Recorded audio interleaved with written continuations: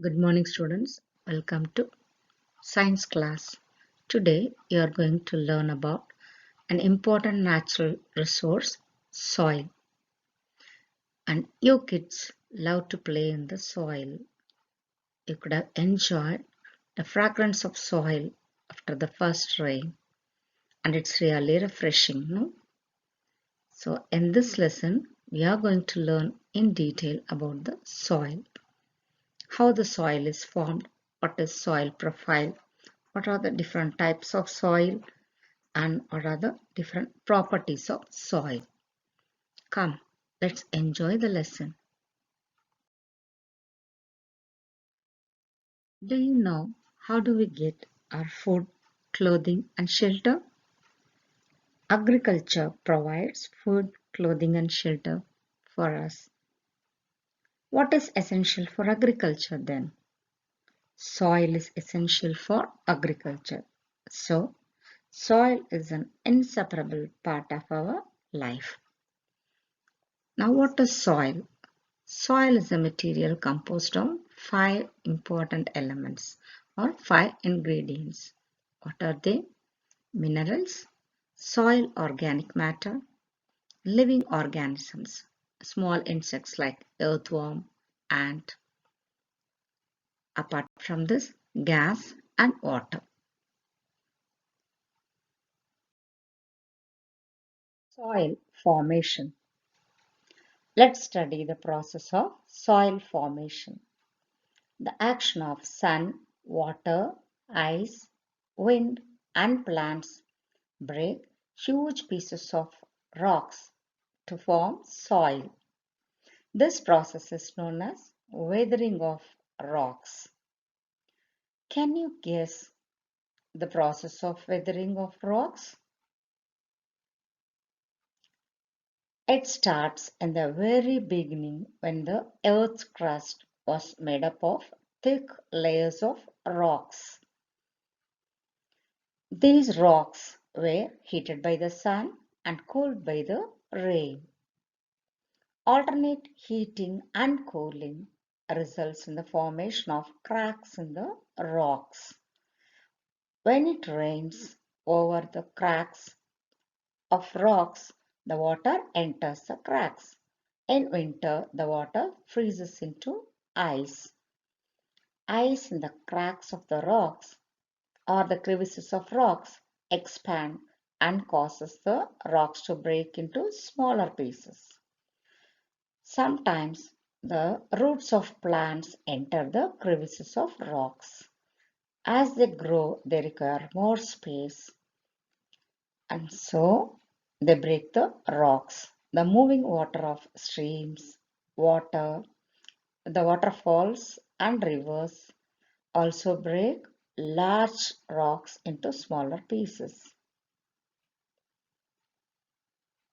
So these smaller pieces undergo various changes and form soil.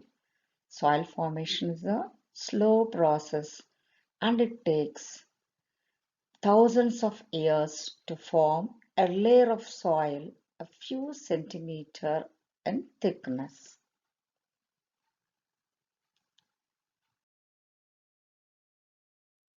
Now you could have understood the weathering process. How can you define weathering? Weathering is the breaking down of rocks on Earth's surface by the action of wind, water, and climate. Soil is formed by the process of weathering. What is soil composed of? Soil is composed of gravel, sand, clay, and humus. What is this humus? Is it a new word for you?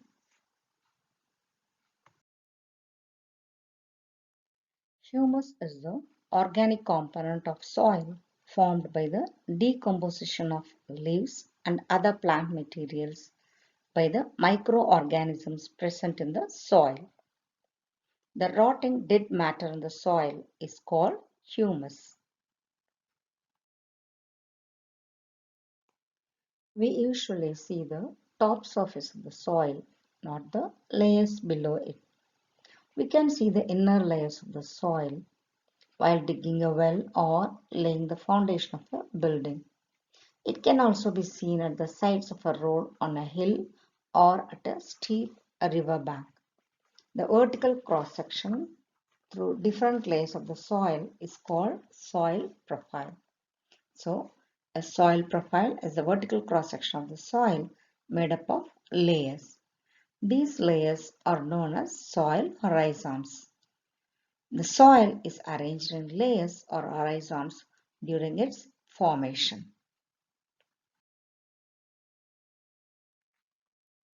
The nature of any soil depends upon the rocks from which it has been formed and the type of vegetation that grows in it. Each layer or the horizons differ in texture, color, depth, and chemical composition. Now let's see in detail about the three horizons. The uppermost horizon, that is A horizon, is generally dark in color as it is rich in humus and minerals. The humus makes the soil fertile and provides nutrients to the growing plants. This layer is generally soft, porous, and can retain more water. So it is called topsoil or the A horizon. This A horizon provides shelter for many living organisms such as earthworms, rodents, moles, and beetles. The roots of small plants are embedded entirely in the topsoil. Now let's move on to the next layer, that is subsoil or B horizon. The B horizon has lesser amount of humus but more of minerals. This layer is generally harder and more compact and is called B horizon or the middle layer or the subsoil. The next to this is the third layer, that is the parent material or the C horizon. The sea horizon is made up of small lumps of rocks with cracks and crevices. Below this layer is the bedrock, which is hard and it's very difficult to dig with a spade. So we have seen the three horizons: A horizon or topsoil, B horizon or subsoil, C horizon or parent material. Now let's learn about the soil types. The mixture of rock particles and humus is called the soil. Living organisms such as bacteria, fungi, algae, plant roots, and earthworms, ants, even the white ants are all important parts of any soil. The soil is classified on the basis of the proportion of particles of various sizes. So it can be classified as sand, clay, and loam.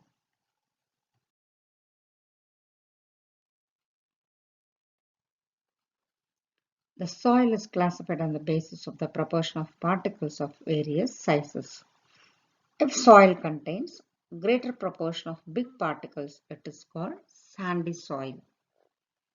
The size of the particles in a soil have important influence on its properties. The sand particles are quite large enough so they cannot fit close together, so there are large spaces between them. These spaces are filled with air. So we can say that the sand is well aerated. Water can drain quickly through the spaces between the sand particles. So sand soil tend to be light, well aerated and dry.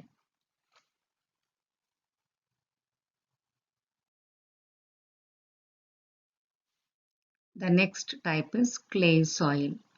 The proportion of fine particles is relatively higher in clay soil. The clay particles being much smaller packed tightly together, leaving little space for air. So, water can be held in the tiny gaps between the particles of clay. So, they are heavy as they hold more water than the sandy soil. The next type of soil is loamy. The loam soil is a mixture of sand, silt, and clay that are combined to avoid the negative effects of each type. The loamy soil is fertile, easy to work with, and provide good drainage. As the soil is a perfect balance of soil particles, they are considered to be a gardener's best friend, but still benefits from topping up with additional organic matter.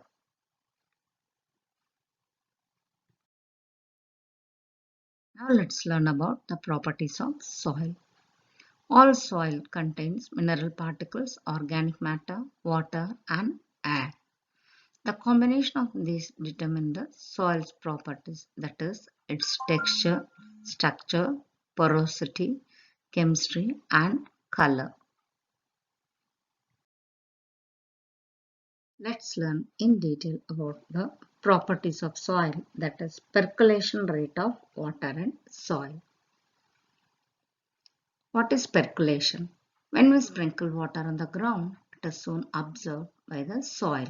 This is because water percolates through the soil. The process in which water passes down slowly through the soil is called percolation of water.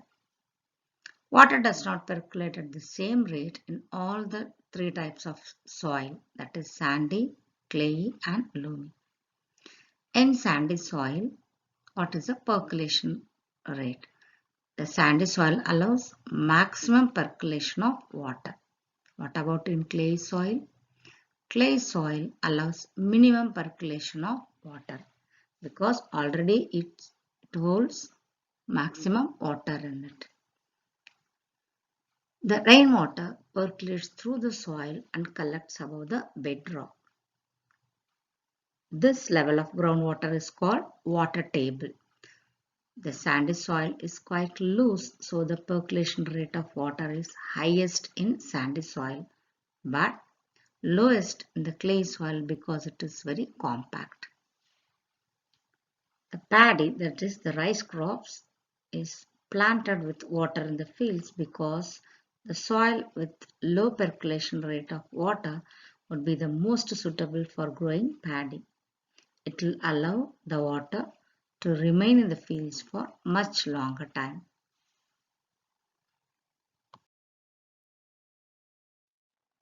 How to calculate a rate of percolation? With a simple formula. Percolation rate is equal to amount of water divided by percolation time. For example, if you have taken 200 ml of water and if it percolate in 20 minutes, what will be the rate of percolation? Rate of percolation is equal to amount of water is 200 ml divided by percolation time is 20 minutes. So the rate of percolation for this particular example is 10 ml per minute. Do you know why there is a ban on using polythene bags? Because it pollutes the soil. What are the other factors for the soil pollution? The substances which pollute the soil are a number of waste products, chemicals, pesticides, of course, the polythene bags and plastics. The waste products and chemicals should be treated before they are released into the soil. The use of pesticides should be minimized to avoid soil pollution or to reduce the soil pollution. Since soil is an important natural resource, so it's our duty to preserve the soil and to reduce the soil pollution by avoiding the usage of polythene bags and plastics.